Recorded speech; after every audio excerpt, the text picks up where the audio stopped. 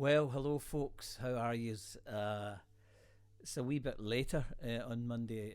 I was doing a wee bit of stuff, so this will no doubt be late out tonight again.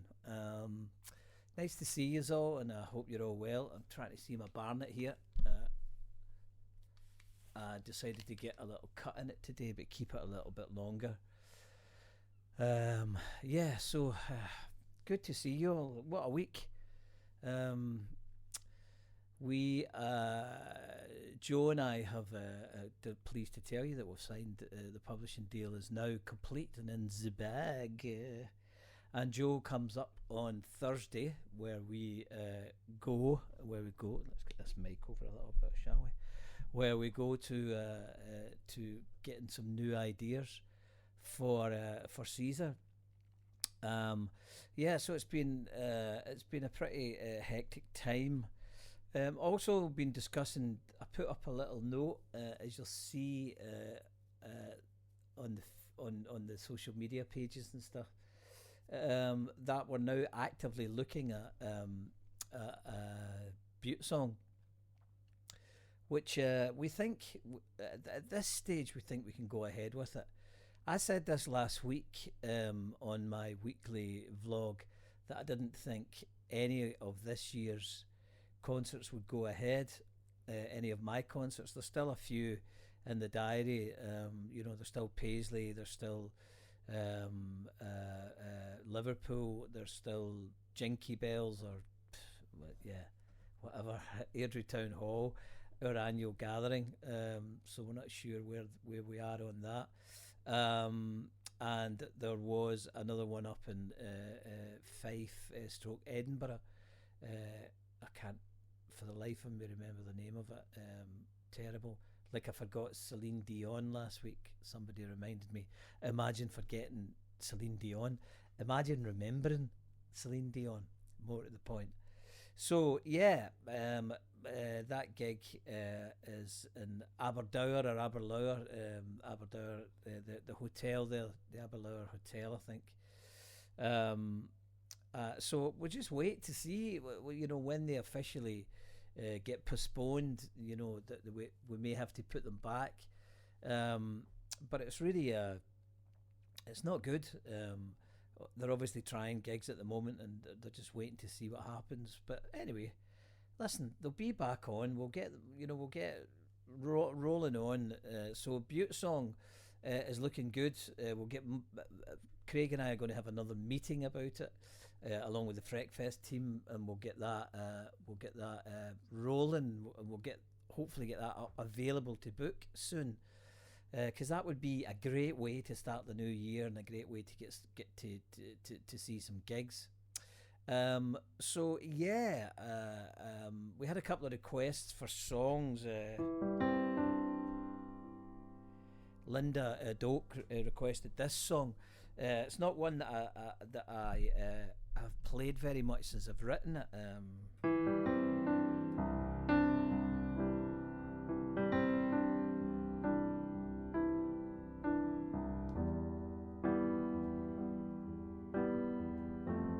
So yeah, so let's give this a wee bash. It's a bit darker tonight. It is a wee bit latish. It's 8:30, but it's dark. I need to get the words for this because I haven't done it for ages. So hello to everybody, wherever you are in the planet. This is Over and Out, which we've only really just begun. We've only just begun. The people say, the vibrato. Sound like one of the Neville brothers.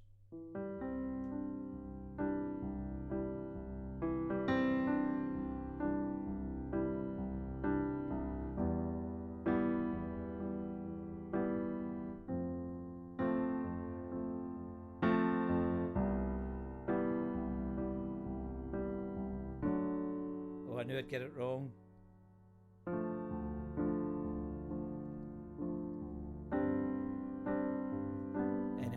That's what normally happens, isn't it?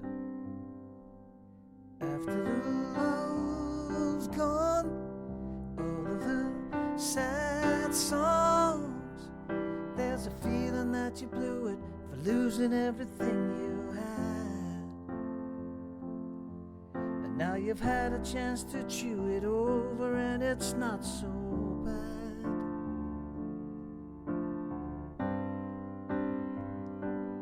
And when the sign on the wall, nearly get that right, told you that time came to call, you didn't want to do it, you didn't want to make that play.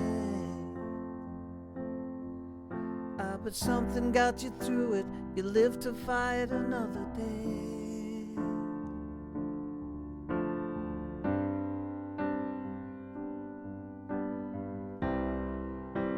But lately I've been doing a lot of thinking,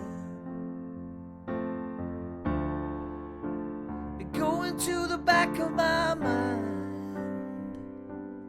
I'm trying to figure out what it's all about, or maybe I'm just wasting time.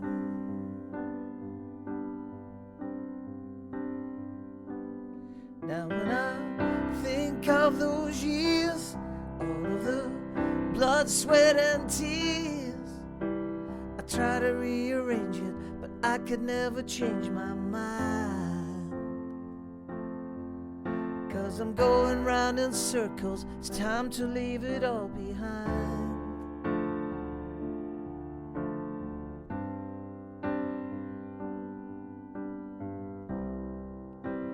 But lately I've been doing a lot of drinking.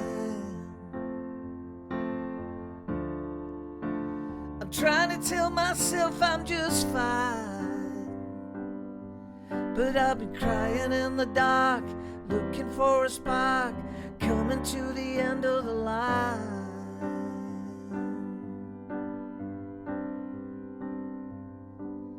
After the love's gone, all of the sad songs, there's a feeling that you knew it, but you could never work it out.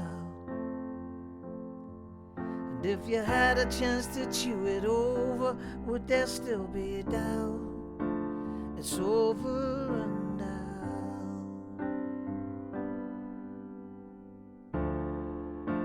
It's over and out.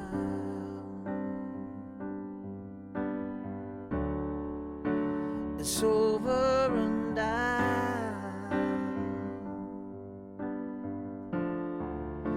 It's over and out.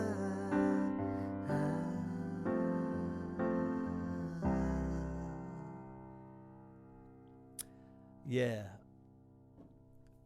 That's a song I haven't played for ages. I love that.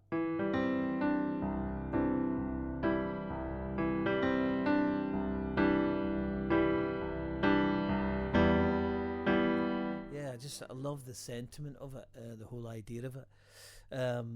Yeah, so there you go, Linda. Might not be perfect, but nothing's perfect in this world, my good girl. So there you are. So thanks for your emails, for everybody, and thanks to Linda and Alan for writing for that song, and also for asking of how my well-being has been, and it's been fine.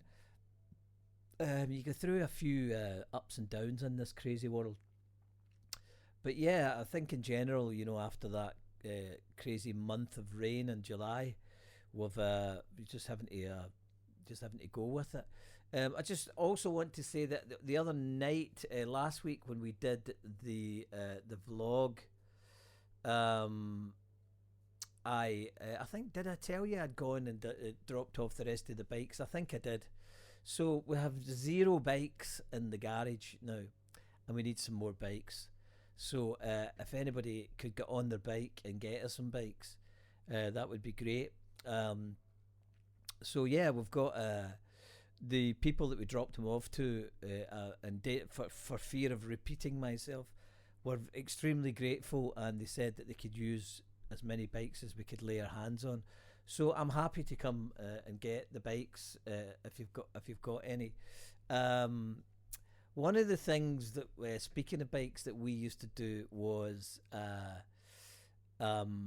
Jimmy and I, and a few of the guys in the band, including Big John Duncan, who played with, maybe need to get the brush really soon, who played with Goodbye Mr. Mackenzie, was originally in The Exploited, and then went on to join Nirvana, believe it or not, for a while. And John came on tour with us after Goodbye Mr. Mackenzie sort of split up. Shirley Manson, I better get the brush, hold on. I'm going to get some water anyway.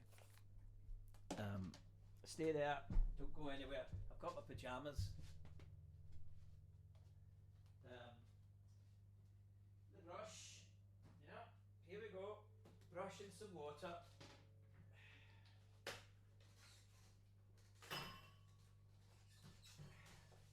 Yeah, hang fire, we're coming, So yeah, let's get the brush first of all.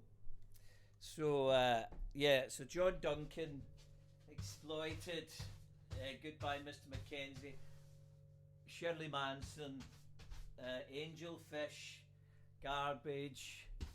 So there we go. That'll do it for now. We'll get a few more names sweeped up in a minute. Just tucking my pajamas in there. So yeah. So he came on the road with us as well. John came on and he was my guitar tech for a while. It was hysterical. Just when you thought you were being a pop star, there would be this big guy at the side of the stage. John was a big guy, still is a big guy. I don't know if anybody saw the recent Goodbye Mr. Mackenzie gigs last year.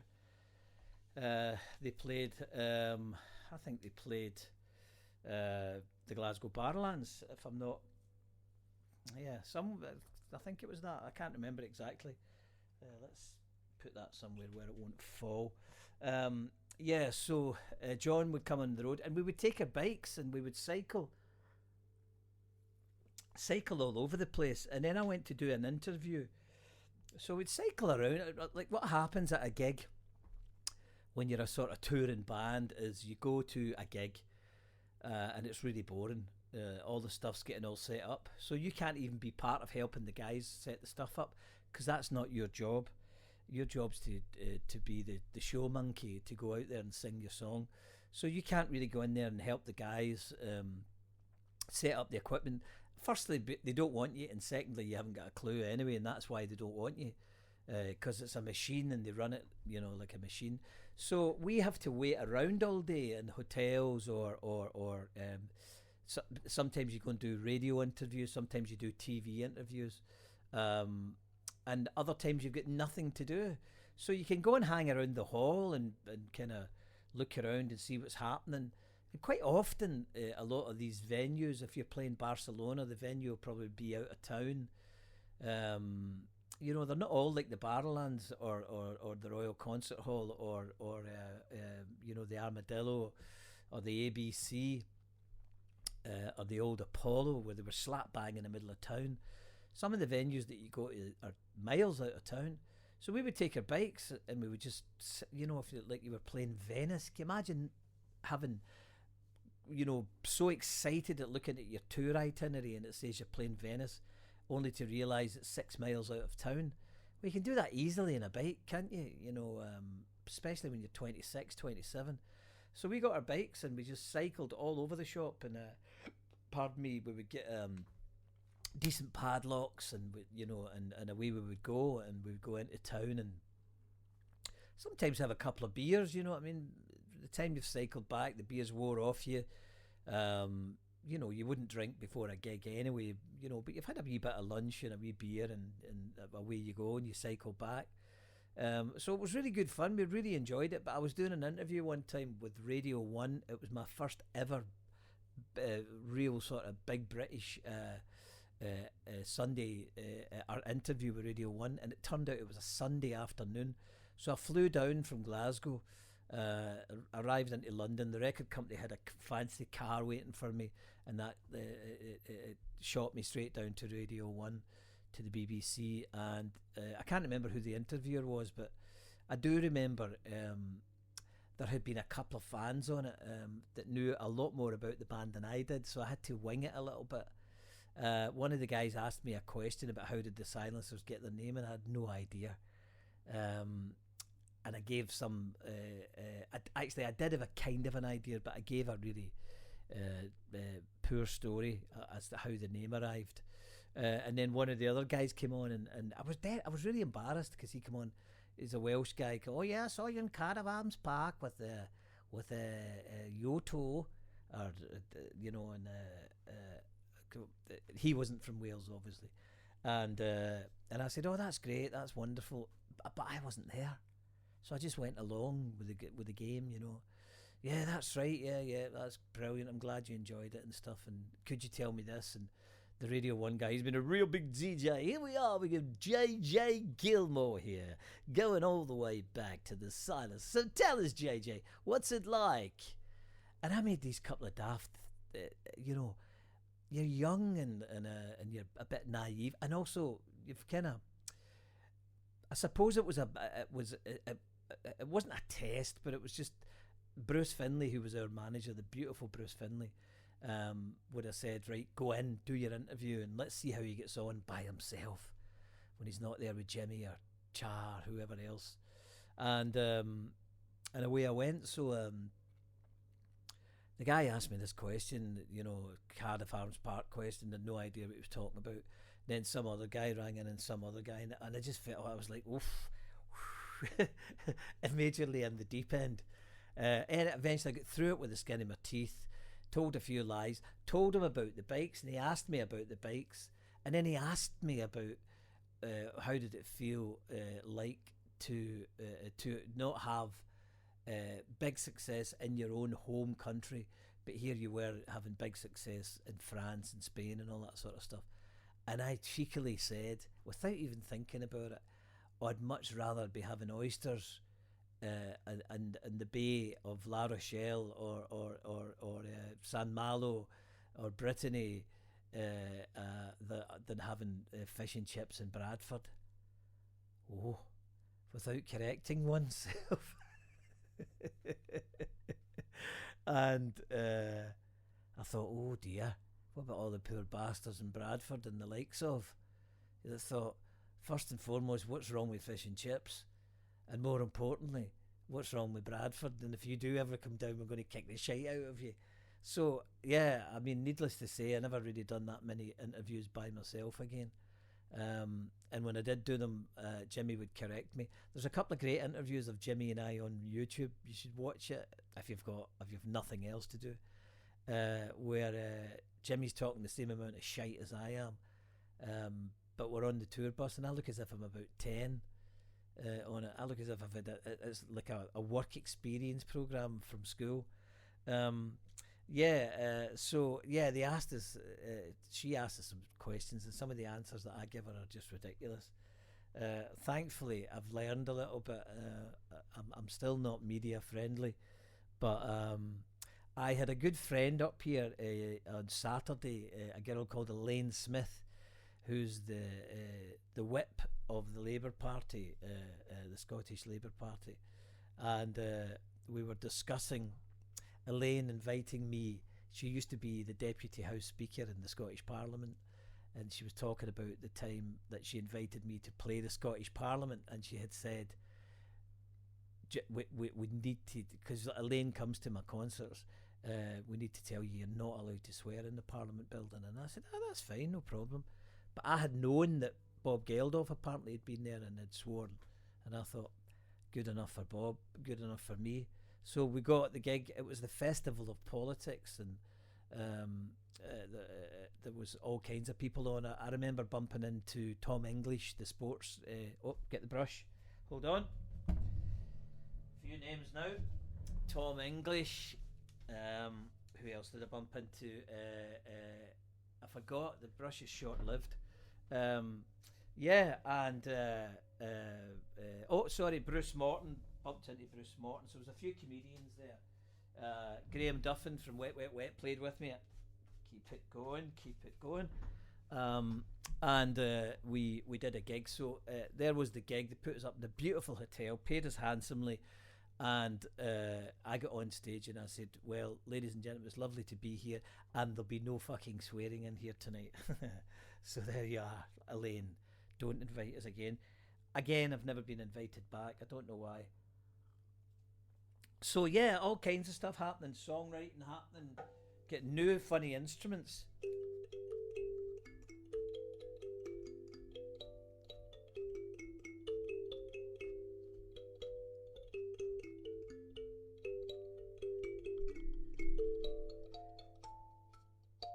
Lovely, eh? I think it's called a kalimba. It's an African thumb piano. They're lovely. So that'll make its way onto a Caesar album, I've no doubt.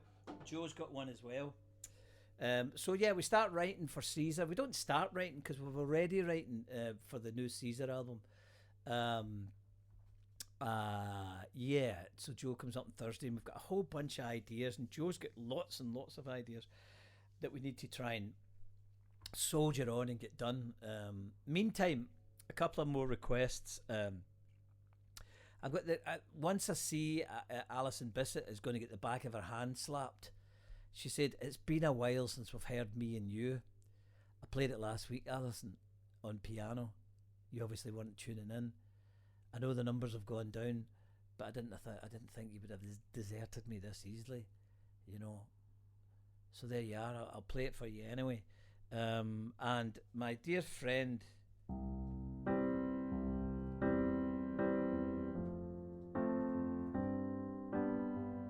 It's always the same chords in it. It can only play 3 chords. Dear myself, hear you feeling down. The memories finally got to you. You're running out of town. You woke me up crying in your sleep. And now you've got us both awake. We're digging in too deep. You got me now with all your might. I tried to put you out of sight, but now we're here. Let's try and work it out. You're always wrong, but never right. You're filling me with fear and fright. We're treading water, filling up with doubt. And dear myself, I hear you're not enough. You killed yourself again last night, and then you drifted off. You wrote your letter to me unaware, but I wrote every word of that, and no, I didn't care. You'll always be a part of me.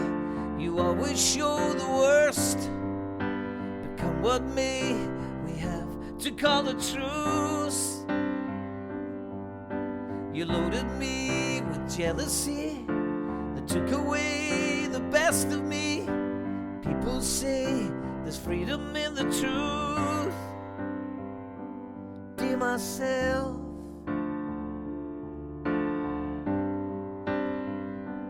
dear myself,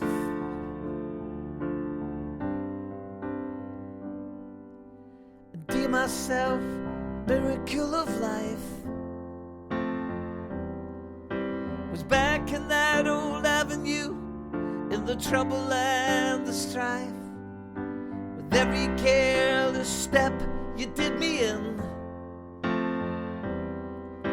for us to keep on keeping on, you're gonna have to let me win. And dear myself, perhaps there'll come a day you find you're talking less to me. I'll have to go away. We're just the same, there's no point to compare. And if you need a helping hand, just say and I'll be there. Dear myself,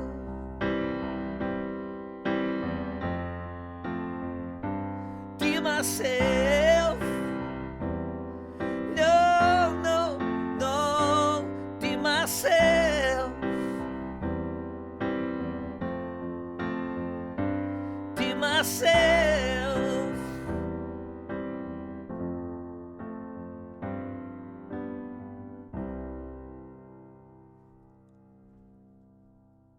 For my dear wee pal, Sharon, there you go, Sharon. Um, yeah, so I was running about all day today. I was doing a few things. I took my pal down to Ayr, and then I decided to have a look through lots and lots and lots of charity shops because I was trying to find two or three different things. I want to find some nice Italian crockery, nice plates and soup bowls and stuff. Because the stuff that I bought when I moved in here is shit. Um, I've got a couple of nice ones, but a few nice ones, but the majority of them are shit. So I didn't really find anything. I was looking around for that, and I was looking around for a kind of cool lampshade because I kind of like lampshades. I found one of those, which is all right, um, and and I couldn't find a stand for what do you call them, parasols, you know, the stand that goes in and tightens it. So I was looking for one of them, and I found one in a shop, but they wouldn't sell me it because it was the last one, and there was a parasol in it. So bollocks to them.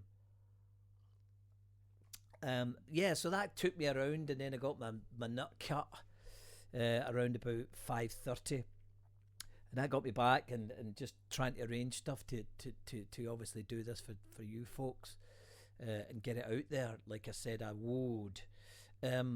But whilst doing all that, chatting to people and doing different things, a few things sort of washed in and washed out, and I felt like the last few months, I think in the last couple of weeks, things have really sort of got to me, and you know, you find yourself in a wee sort of permanent mood, in a wee bad mood, and it's not good.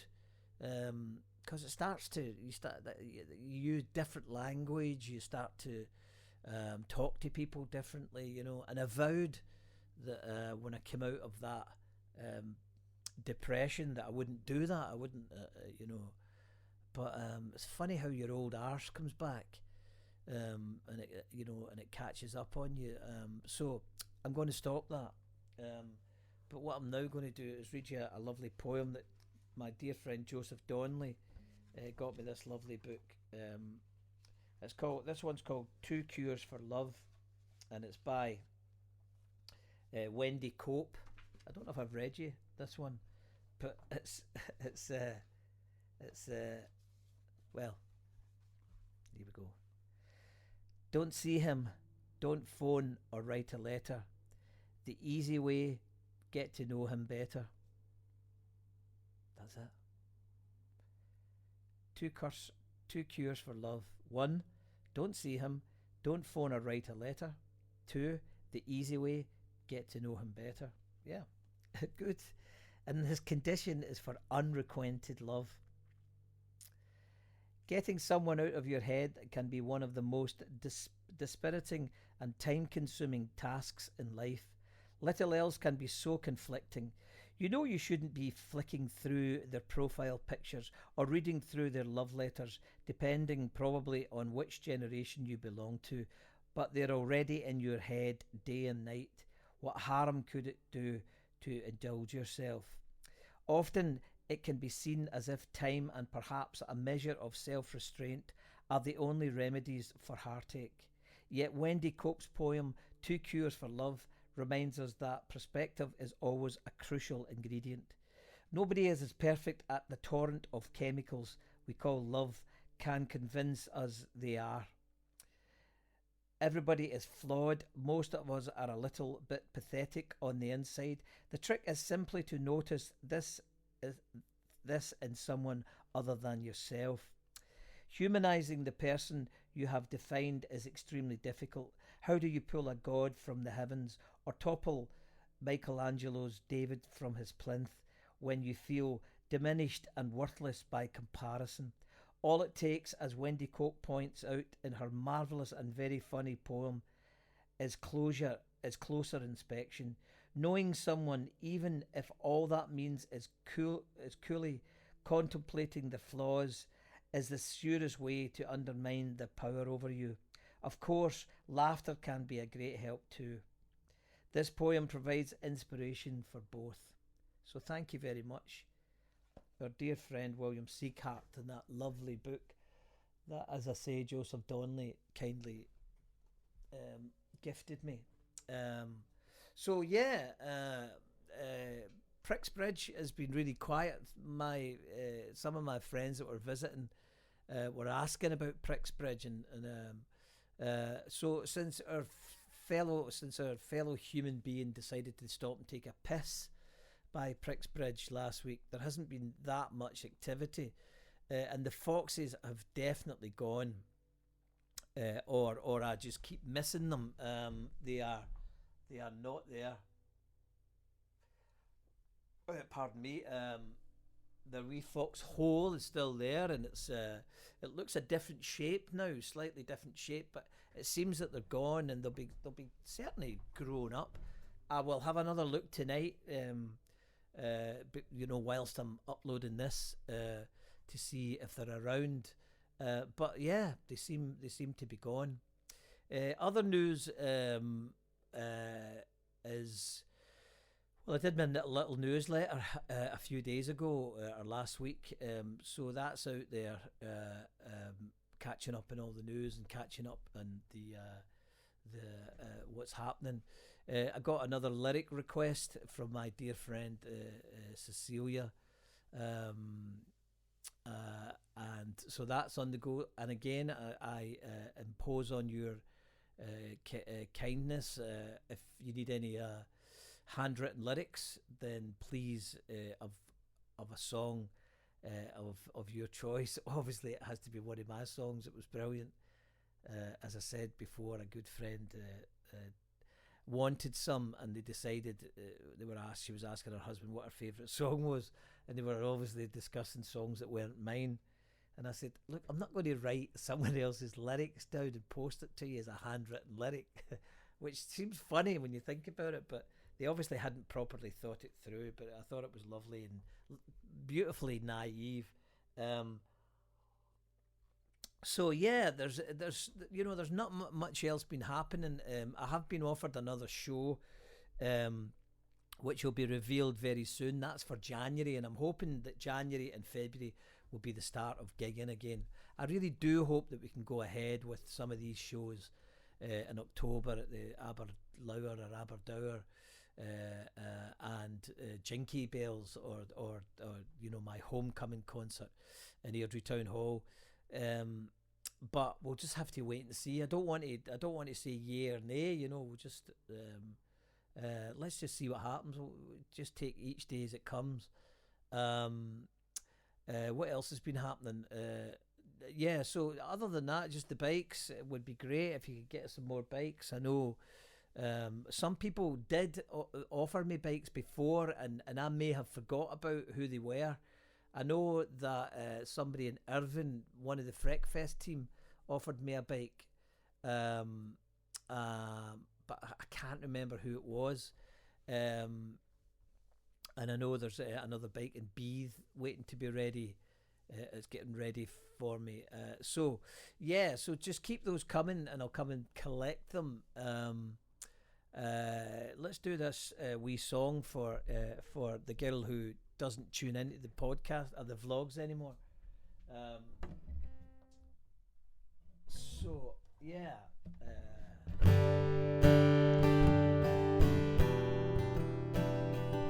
Oh, there's the Larks train. Hello, the Larks train. It's the Glasgow train, actually. Go and enjoy yourself with the Paul people. I'm going to Glasgow on Thursday, actually. We're going to the Cafe Gandolfi. How lovely.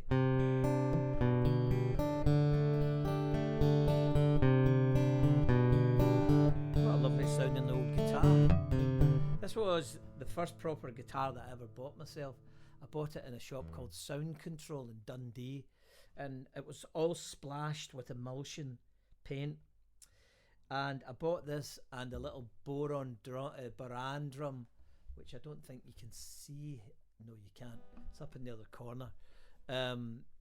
Which I bought for my dear friend Paul, who sadly passed away. So his wife kindly gave me it back. She thought I should have it. And it's a lovely memory of him.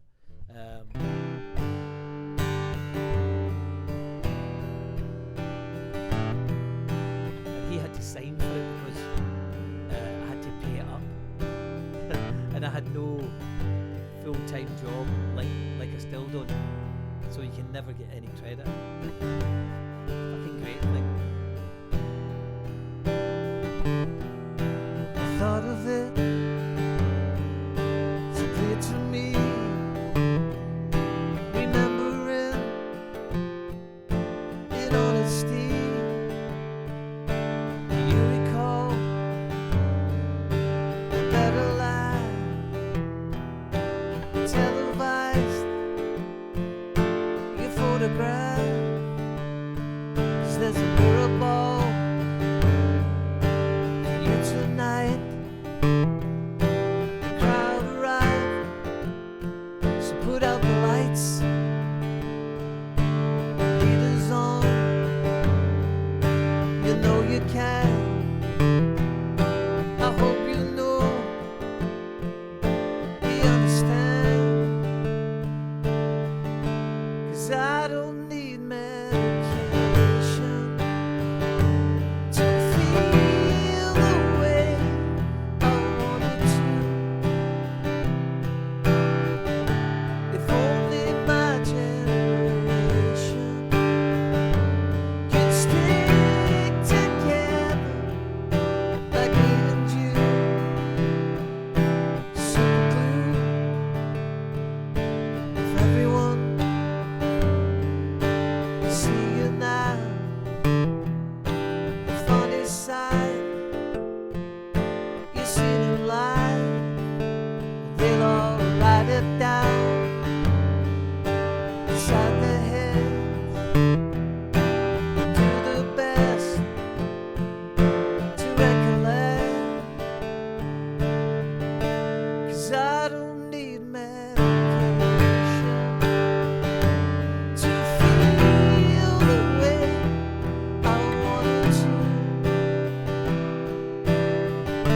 If only my generation could stick together like me and you. Like super glue, me and you.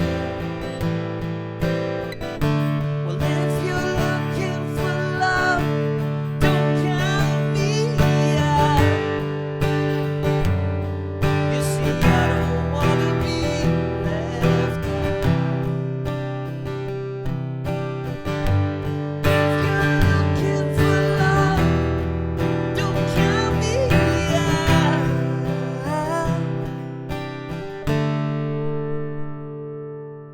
If everyone could see you now, funny side, you see them live. I don't need medication to feel the way I wanted to. If only my generation could stick together like me and you. No, I don't need medication to feel the way I wanted to. If only my generation could stick together like me and you. Like super glue, me and you. The things you do, oh Paul.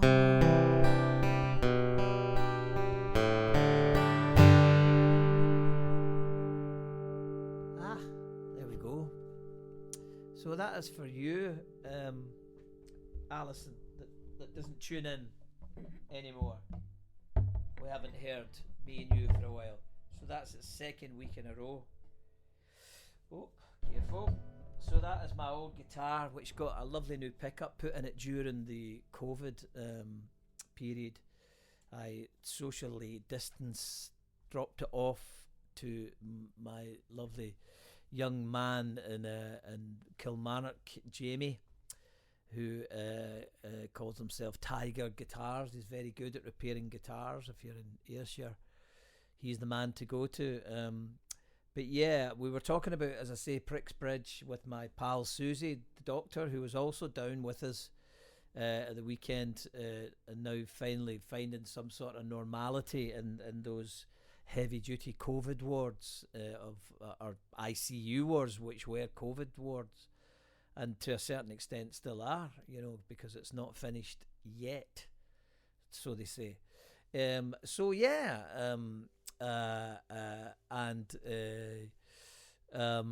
I think that probably about covers it for this week. There's 2 or 3 more songs, a bit of sweeping.